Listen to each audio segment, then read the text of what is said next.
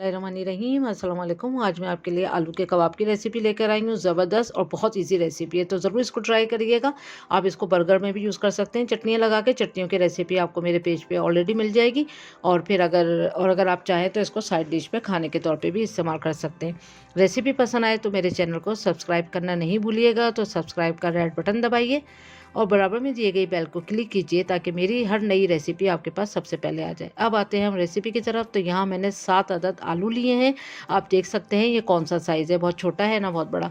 उसके बाद मैंने इसको अच्छे से बॉईल कर लिया। और बहुत ओवर कुक नहीं करना है, ये याद रखिएगा, वरना आपके आलू के कबाब टूट जाएंगे। आपने इसको छुरी की मदद से देख लेना है। जब ये गल जाए तो फ़ौरन इसको गर्म पानी से निकाल कर आपने ड्रेनर में ड्रेन करना है। अच्छा ठंडा कर दें। ठंडा करने के बाद 1-2 घंटे के बाद फिर हम इसको कद्दूकस करेंगे। और ठंडा करने के बाद ही आपने कद्दूकस करना है। 1-2 घंटे वेट कर लिएगा, फिर कद्दूकस करिएगा तो सॉफ्ट नहीं होंगे आलू। जो हैं बहुत अच्छे से सेट हो जाते हैं इस तरह से, वरना कटलेट जो आलू के कटलेट्स होते हैं वो टूट जाते हैं। अब ये देखें, सारे आलू को हमने अच्छे से कद्दूकस कर लिया। अब इसमें मसाला जाएगा। तो आमचूर पाउडर लिया है मैंने 2 टीस्पून। और आप देख सकते हैं मेजरमेंट वाला स्पून मैंने यूज़ नहीं किया, रेगुलर घर का स्पून ही मैंने यूज़ किया है, ये वाला। तो इसी स्पून का मैंने नाप लिया है सब में। तो कुटी हुई लाल मिर्च है 1 टेबल स्पून। भुना हुआ पिसा हुआ ज़ीरा है 1/2 टीस्पून। नमक आप अपने जायके के हिसाब से भी डालिएगा और आखिर में भी टेस्ट कर लिएगा। उसके बाद नमक लिया है मैंने 1 टीस्पून। और लाल मिर्चों का पाउडर लिया है मैंने 1 टीस्पून। नमक मिर्च आप अपने जायके के हिसाब से ही डाल सकते हैं। गरम मसाला है, गरम मसाला पाउडर 1 टीस्पून फुल भर के। और गरम मसाला जो है होममेड है, इसका लिंक आखिर में दे दूँगी। 1/2 लेमन का जूस जाएगा इसके अंदर।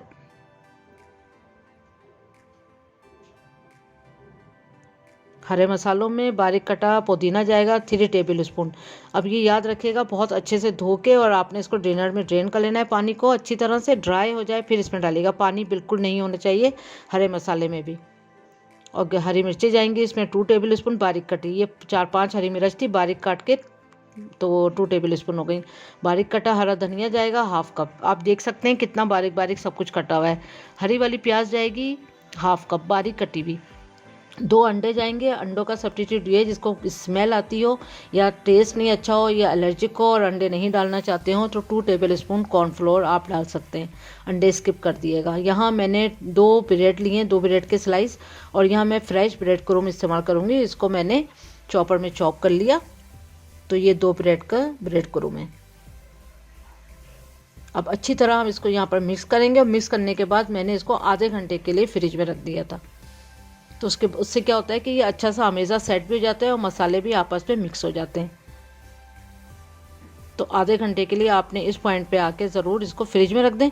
आधे घंटे के बाद जब मैंने इसको निकाला तो ये देखेंगे, अच्छा ये देखें, ये इतना अच्छा सा हो गया कि ये कबाब अच्छे से रेडी हो जाएंगे इसके। अब हमने हाथों को ऑयल करना है, या पानी भी लगा सकते हैं हम, लेकिन ऑयल मुझे ज़्यादा बेस्ट लगता है। तो कुछ 1-2 ड्रॉप से हमने हाथों को ग्रीस करा है। उसके बाद हमने यहाँ पर इसके कबाब बना लेना है।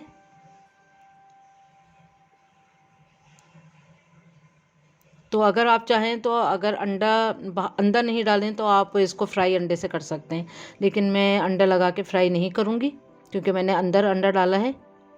मैं ऐसे ही इसको फ्राई करूँगी।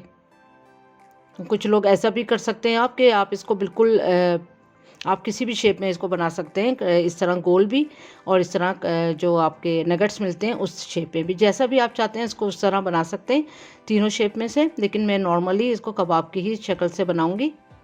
तो बच्चों को ये वाले शेप बहुत अच्छे लगते हैं, तो इसलिए आप डिफरेंट स्टाइल से इसको बना के रेडी कर सकते हैं। दूसरी बात है, इसको तलने का तरीका ये भी है कि अगर आप इसको अंडे में डिप करें और ब्रेड क्रूम के साथ भी आप इसको फ्राई कर सकते हैं, लेकिन नॉर्मली मैं इसको सादा सा प्लेन तरीके से ही इसको फ्राई करूँगी। अब इसको भी मैंने तकरीबन 30 मिनट के लिए फ्रिज में रख दिया था। उसके बाद मैं हल्के ऑयल से इसको मैं फ्राई करूँगी। अगर आप चाहें तो थोड़ा सा ज़्यादा ऑयल से भी इसको फ्राई कर सकते हैं। जब आप अंडा लगाएंगे और ब्रेड क्रूम लगाएंगे तो ऑयल थोड़ा ज़्यादा इस्तेमाल करना पड़ेगा। अच्छा गोल्डन कलर आने पे हम इसको पलटेंगे। ये देखें बिल्कुल नहीं टूटते हैं। अगर आप इसके आमेज़े को भी आप थोड़ी देर फ्रिज में रख दें और अगर आप बनाने के बाद भी इसको थोड़ा फ्रिज में रख दें तो फिर ये बहुत अच्छे से सेट हो जाते हैं और उसके बाद आप इसको फ्राई कर लें। तो दोनों साइड से जब ये गोल्डन हो जाएंगे फिर हम इसको निकाल लेंगे।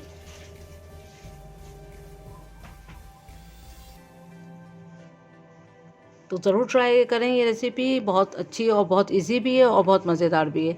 तो उम्मीद करती हूँ आज की रेसिपी आपको ज़रूर पसंद आई होगी। Thank you for watching. दुआओं में याद रखें, अपना ख्याल रखें।